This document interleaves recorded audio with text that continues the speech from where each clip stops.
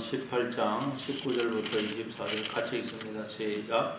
노엽게 한 형제와 화목하기가 견고한 성을 취하기보다 어려운즉 이러한 다툼은 산성 빗장 같으니라. 사람은 입에서 나오는 열매로 말미암아 배부르게 되나니 곧 그의 입술에서 나는 것으로 말미암아 만족하게 되느니라. 죽고 사는 것이 혀의 힘에 달려나니 혀를 쓰기 좋아하는 자는 혀의 열매를 먹으리라. 아내를 얻는 자는 복을 얻고 여호와께 은총을 받는 자니라. 가난한 자는 간절한 말로 구하여도 부자는 엄한 말로 대답하느니라. 많은 친구를 얻는 자는 해를 당하게 되거니와 어떤 친구는 형제보다 친밀하니라. 19절에 보니까 노엽게 한 형제와 화목하기가 견고한 성을 취하기보다 어려운즉 이러한 다툼은 산성 문빗장 같으니라. 근데 원문을 좀 정확하게 번역하면 배반당한 형제, 상처 입은 형제와 화목하기가 견고한 성을 취하기보다 어려운즉 이렇게 됩니다. 나를 노엽게 한 형제가 아니고 나한테 배반당한 형제, 그래서 상처 입은 형제와 화목하기가 견고한 성을 취하기보다 어렵다라는 말입니다. 왜냐하면 사람은 상처를 받게 되면 마음의 문을 닫아버리기 때문입니다. 그리고 한번 닫힌 마음의 문은 빗장을 걸어 잠근 산성의 문을 여는 것보다 더 어렵다는 것입니다. 옛날에 뭐 영화 같은 거 보면 그 산성 문을 한번 탁 걸어 잠그면 사람 힘으로는 못 열죠. 그래서 뭐 전쟁을 할 때 그 문을 부숩니다. 큰 뭐 나무 기둥을 여럿이서 붙잡고 그걸 문을 부숩니다. 그러면 또 막 위에서는 화살을 쏘고 뜨거운 물을 붓고 돌을 던지고 이라고 또 막 수없이 죽습니다. 그런데 이렇게 배반을 당해서 상처 입은 사람, 그래서 마음의 문을 닫아버리면 그 닫힌 마음의 문은 이처럼 여는 것이 힘들다, 불가능하다, 거의 불가능하다는 것입니다. 성경에 보니까 요셉이 형들에 의해서 배반을 당하죠. 그래서 애굽의 노예로 팔려가고 또 억울하게 누명을 쓰고 감옥에 들어갑니다. 그때 요셉의 마음이 어땠을까요? 얼마나 형들에 대해서 원망과 복수심이 불타올랐겠어요. 마음이 완전히 그 형들을 향한 마음의 문이 완전히 닫히지 않았겠습니까? 근데 놀랍게도 창세기 45장에 보면 요셉이 뭐라 그래요? 형들에게 마음의 문을 열고 당신들이 나를 이곳에 팔았으므로 근심하지 마십시오. 한탄하지 마십시오.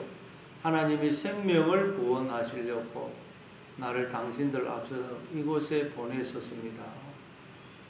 요셉이 마음에 오히려 문을 열고 형들과 화해하려고 그래요. 그리고 나중에 아버지 야곱이 죽고 나서 형들이 또 이제 아버지가 돌아가셨으니 요셉이 우리에게 복수할 것 아닌가 그래가지고 두려웠더니까 두려워하지 마십시오. 제가 형님들과 형님들의 자녀들을 기르겠습니다. 그렇게 이야기를 하죠. 요셉은 어떻게 이렇게 할 수가 있었겠습니까? 바로 요셉은 자신의 인생이 하나님의 뜻과 계획에 따라서 바로 애굽의 노예로 팔려가고 감옥에 갇히고 그런 모든 과정을 거쳤음을 알게 된 것입니다. 거기에 형들은 악역으로 쓰임받았다는 걸 한 것입니다. 물론 악역으로 쓰임받은 것 때문에 형들은 하나님한테 심판을 받을 것입니다. 그런데 하나님께서 요셉을 애굽의 총리로 시키기 위한 그 계획 속에 형들을 말하자면 그 어떤 해초리로 사용을 하신 것입니다.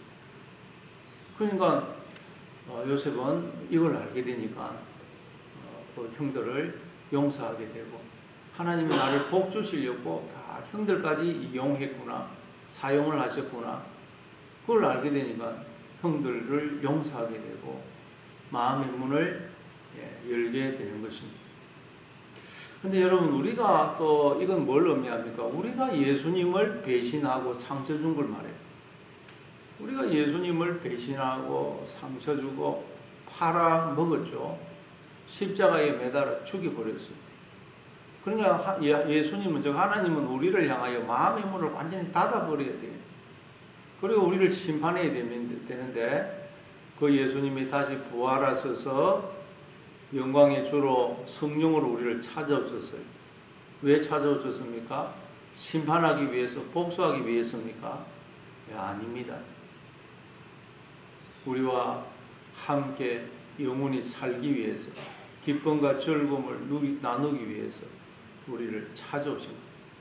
그러니까 사실은 우리가 뭐 사정을 하고 빌어도 시원찮을 판에 예수님이 그런 우리를 오히려 찾아오셔서 우리를 오히려 위로하시고 괜찮다고 그러시니, 참 우리는 요셉의 형들처럼 너무 몸둘 바를 모르는 것입니다.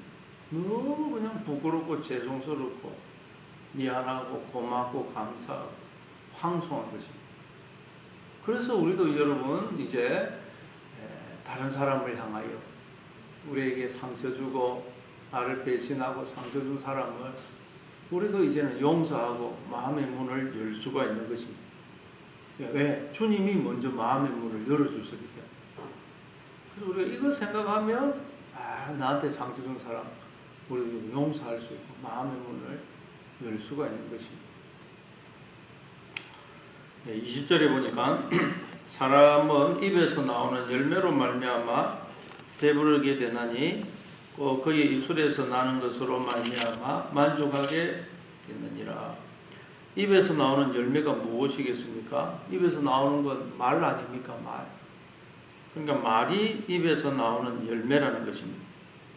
그러니까 입에서 나오는 말을 우리는 열매로 먹어서 배가 부르게 된다는 거예요. 말을 여러분 우리는 열매로 먹는다는 거예요. 그럼 여러분 생명의 말을 하면 생명의 열매를 배가 부르도록 먹을 것이고, 사망의 말을 하게 되면 사망의 열매를 우리는 배가 부르도록 먹게 될 것입니다. 그럼 내가 하는 말을 열매로 먹는다. 감사의 말을 하면 감사의 열매를 먹게 되고, 사랑의 말을 하게 되면 사랑의 열매를 먹게 되고, 그러나 불평, 원망, 짜증, 저주의 말을 하게 되면 또 그 열매를 내가 먹는다는 거예요. 그래서 민수기 14장 28절에 보면 하나님이 너희 말이 내 귀에 들리는 대로 내가 너희에게 행하겠다 그러죠. 얼마나 놀라운 말씀이에요. 너희 말이 내 귀에 들리는 대로 내가 너희에게 행하겠다. 그러니까 여러분 심은 대로 거두고 말한 대로 거두도록 한다는 거예요. 그래서 우리는 무슨 말을 해야 되겠어요? 늘 축복의 말, 생명의 말, 사람을 살리는 말, 감사의 말을 해야 되는 것입니다. 더 나아가서 21절에는 또 이렇게 말합니다.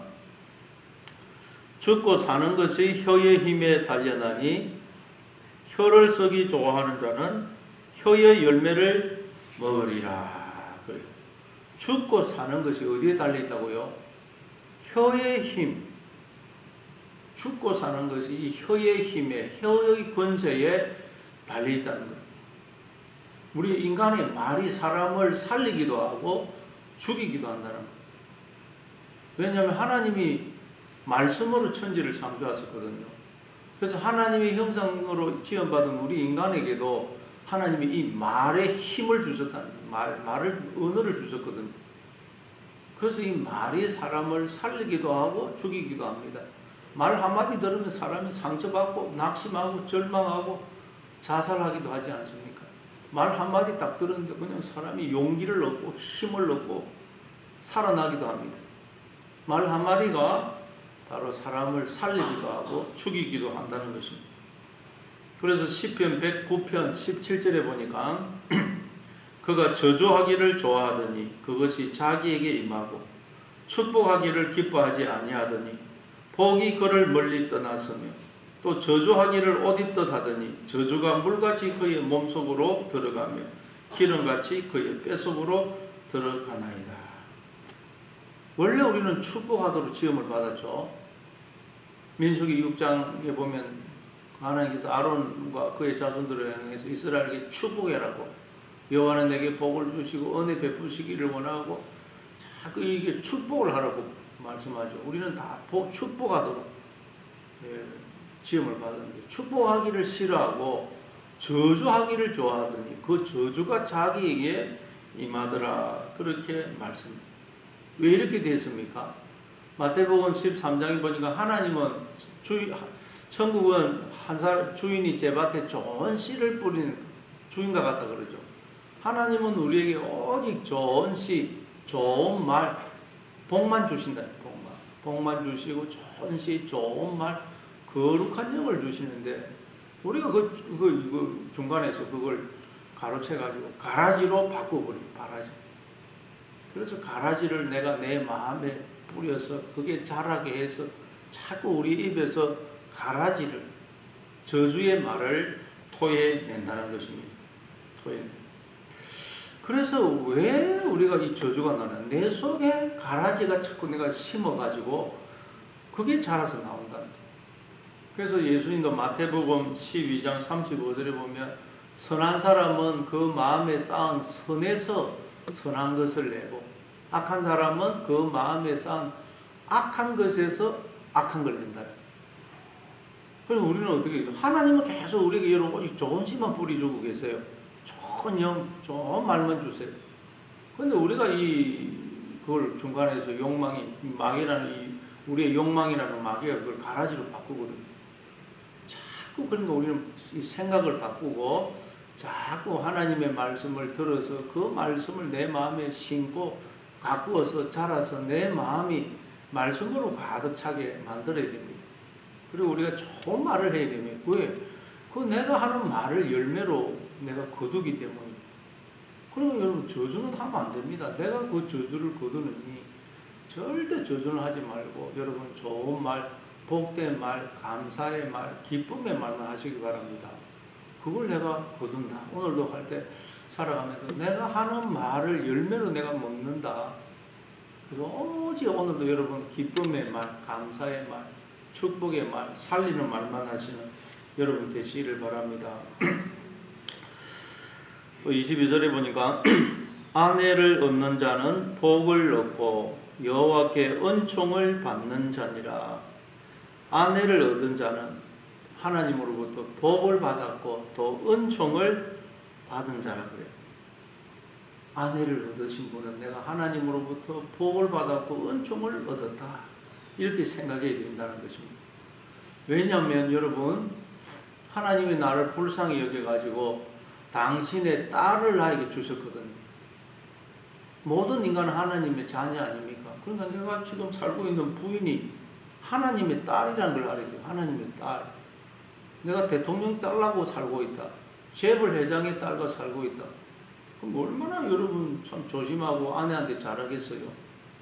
우리는 내가 하나님의 딸을 데리고 살고 있다. 이걸 기억해야 됩니다. 그럼 하나님 아버지께서 자기의 딸이 남편한테 사랑받고 살고 있는지, 잘 살고 있는지 얼마나 관심이 많겠어요. 늘 그냥 하나님이 바라보고 계시지 않겠어요. 그러니 이걸 생각하면 우리는 아내한테 함부로 할 수가 없어요. 정말 아내한테 잘할 수밖에 없습니다. 그러면 아내를 얻지 못한 사람, 장가 못 간 사람은 뭐 복을 못 받고 하나님한테 은총을 못 받아서 그렇습니까? 장가 못 가신 분. 그런데 성경에 보니까 이 부부 관계를 통해서 성경은 하나님과 우리의 관계를 설명하고 있다 그러죠. 에베소서 5장 32절에 보면 이 비밀이 크도다. 내가 그리스도와 교회에 대해서 말하고 있다. 하나님은 우리에게 부부 관계를 허락하셔서 바로 하나님과 나와의 관계를 설명하시고 또 그 관계를 이렇게 진전시키기를 원하신다는 거예요. 그러니까 우리는 다 하나님과 결혼했다는, 하나님이 나의 배필이 되어 주셔서 우리가 이렇게 생명으로 존재하고 있다는. 그러니까 이 땅에 생명으로 태어난 모든 인간은 하나님으로부터 복을 받았고 은총을 얻은 자라는. 그래서 에베소서 1장 3절에 보면 하나님의 창세전에 그리스도 안에서 하늘에 속한 모든 신령한 복을 주셨다고 그러죠. 모든 인간은 하나님으로부터 하늘에 속한 모든 신령한 복을 받아서 이 땅에 태어났고, 모든 인간은 하나님으로부터 은총을 받았다. 은총을. 그래서 우리는 요셉처럼 나에게 상처 준 사람을 용서할 수 있는 거예요. 이런 엄청난 은혜를 받았고 복을 받았고, 그래서 우리는 마음의 문을 열 수가 있다는 것입니다. 또 23절에 보니까 가난한 자는 간절한 말로 구하여도 부자는 엄한 말로 대답하느니라. 가난한 자는 늘 말이 겸손할 수밖에 없어요. 아쉽거든요. 그래서 간절한 말로 구합니다. 가난한 사람이 뭐 큰 소리 치기에 뭐가 있겠어요. 이 지금 우리 시대에도 돈이 없으면 사람들은 별로 뭐 이렇게 그 사람 우대 안 합니다. 무시하고. 가난함이 영향력이 없어집니다. 가난하면 자기도 모르게 위축이 돼요. 가난해가지고 빚까지 져보십시오. 막 그러면 빚 독촉하고 하면 완전히 죄인이 됩니다. 그러나 돈이 많으면 어깨에 힘이 들어갑니다. 사람들도 막 돈 많은 사람은 그냥 우대합니다. 그 사람 말에 귀를 기울이고, 돈이 많으면 큰 소리 치고 주인 행세합니다. 돈이 많으면 자기도 모르게 교만해져요. 그런데 여러분, 우리는 원래 어떤 자입니까? 원래 우리는 아무것도 가진 것이 없는 가난한 자입니다. 존재 자체가 없었지 않습니까? 그런데 우리는 하나님의 것을 다 도둑질 해가지고 부자가 되어 있죠. 모든 인간은 다 자신의 주인이 되어 있지 않습니까? 하나님의 것. 이 나라는 존재가 하나님의 것인데 다 인간이 주인이 되어 있고 부자가 되어 있어요. 예수님이 말씀하셨던 어리석은 부자. 어리석은 부자가 되어 있어요. 하나님은 자기의 것을 다 빼앗긴 가난한 자가 되신 거예요. 그래서 가난한 자로 오셔가지고 우리를 찾아오셨어요. 야, 너 자신이 너에게 주어진 모든 건 내 것이다. 넌 이게 아니다. 예수님이 오셔가지고 초라하게 오셨죠. 예수님이 이 땅에 초라하게 오셨어요. 아무것도 가진 것이 없는 자로 오셨어요. 그래가지고 야, 너하고 너에게 주어진 모든 건 네 생명, 너에게 주어진 모든 건 내 거야, 내 거. 그랬더니 우리가 무슨 소리 하느냐고 예수님을 죽여버렸죠. 근데 이번에는 이제 예수님 부활 승천하셔서 영광의 주로 성령으로 우리를 찾아오셨어요. 왜요? 복수하려고? 우리를 완전히 심판하기 위해서입니까? 아닙니다. 우리와 함께 영원히 사시기 위해서 오셨어요. 그러면 마음의 문을 두드리시며 영광의 주로 오셨는데 보니까 그분이 만왕의 왕이시고 만주의 주이시고 나의 모든 주인이 되어 있어요. 내 생명 내게 주어진 것 다 그분 것이에요. 근데 그것을 내가 도둑질 해가지고 죽였는데 그분이 찾아오셨으니 이거 어떻게 되겠어요? 우리는 그냥 나는 이제 죽었구나. 그런데 그분이 나를 심판하고 복수하기 위해서 온 게 아닙니다. 당 나와 하나가 되어서 영원히 사시기 위해서 오신 거죠. 그러니 이거 우리는 하나님 앞에서 참 할 말이 없고 고개를 들 수가 없는 것입니다. 요셉의 형들처럼 그냥 면목이 없는 면목. 예. 그래서 그게 4절입니다. 24절. 예수님이 왜 오셨나? 친구가 되기 위해서, 우리와 친구가 되기 위해서 오셨다는 거예요. 많은 친구를 얻는 자는 해를 당하게 되거니와 어떤 친구는 형제보다 친밀하니라. 많은 친구를 얻는 자는 해를 당하게 된다고요. 왜냐하면 이 세상에서 진정한 친구는 얻기가 어렵습니다. 그래서 친구가 많은 것은 친구가 없는 것이다. 그런 말이 있죠. 그러니까 친구를 많이 사귄다는 말은 그 중에 진실한 친구는 없다는 거예요. 나를 이용하려고 하는 사람. 그런 사람이죠. 그래서 해를 당하게 된다는 것입니다. 예. 그런데 여러분 놀라운 것은 창조주이신 하나님, 만왕의 왕이시고 만주의 주이신 하나님이 나를 친구로 여기시고 나와 친구가 되시려고 나를 찾아오셨고 나를 친구로 삼으시려고 당신의 생명과 당신의 모든 것을 나에게 주셨다는 거예요. 나를 친구 삼으려고. 그게 여러분 우리가 살펴보고 있는 요한복음 15장 13절에 보면 사람이 친구를 위하여 자기 목숨을 버리면 이보다 더 큰 사랑이 없나니 너희는 내가 명하는 대로 행하면 곧 나의 친구라. 이제부터는 너희를 종이라 하지 아니하리니 종은 주인이 하는 것을 알지 못함이라. 너희를 친구라 하였나니 내가 내 아버지께 들은 것을 다 너희에게 알게 하였음이라. 사람이 친구를 위하여 목숨을 버리면 이보다 더 큰 사랑이 없다 그래요. 여러분, 갑자기 예수님이, 하나님이 우리를 향하여 베풀어 주신, 우리에게 베풀어 주신 그 사랑을 친구를 위해서 목숨을 버리는 사랑으로 설명을 해요. 친구라는 것은 저절로 되는 게 아니죠. 친구라는 것은 태어날 때부터 친구는 없습니다. 친구는 어떻게 해서 친구가 됩니까? 보니까 저 사람이 내 하고 생각이 같고 뜻이 같고 마음이 통하고 추구하는 바가 같고 또 내가 배울 점이 있고 같이 있으면 너무 기쁘고 즐거울 때 그때 야 내가 저 사람하고 친구해야 되겠다. 그래서 시간을 바치고 나의 모든 것을 그에게 바치고 같이 지낼 때 삶을 같이 나눌 때 친구가 되는 것입니다. 그냥은 절대 친구가 안 됩니다. 그리고 그 친구가 되면 막역한 친구가 되면 정말 같이 이야기하면 얼마나 기쁜지 모릅니다.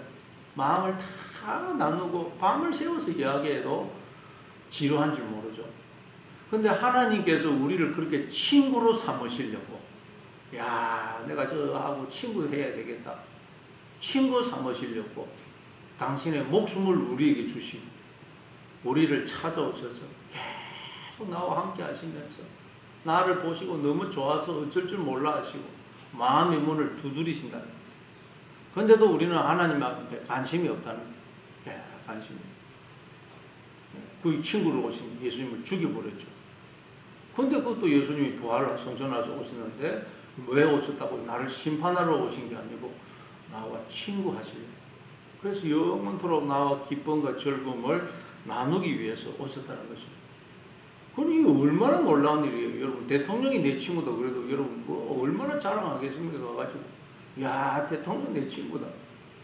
근데 하나님이 나를 친구로 여기시고 나를 위해서 당신의 목숨까지 주셨다는 거예요. 뭐 어떻게 이런 일이 있을 수가 있겠어요. 창조주 하나님이 나를 친구로 여기십니다. 그래서 우리는 이 세상에 친구 없다고 너무 여러분 그렇게 할 필요 없다는 거예요. 하나님이 내 친구가 되십니다. 지금도 당신의 모든 것을 나에게 주시고 내가 좋아서 나를 바라보시고 나와 함께 기쁨과 즐거움을 나누시기를 원하신다. 그래서 우리가 예수님께 마음을 그렇게 열고 막 이렇게 기뻐하면 하나님은 좋아서 어쩔 줄 모르시는 거예요. 우리가 이런 사랑을 받고 있다. 하나님은. 그래서 오늘도 여러분 하나님이 내 친구가 되신다. 하나님이 내 친구가 되는데 여러분 걱정할 게 뭐가 있겠어요? 염려할 게 뭐가 있겠습니까?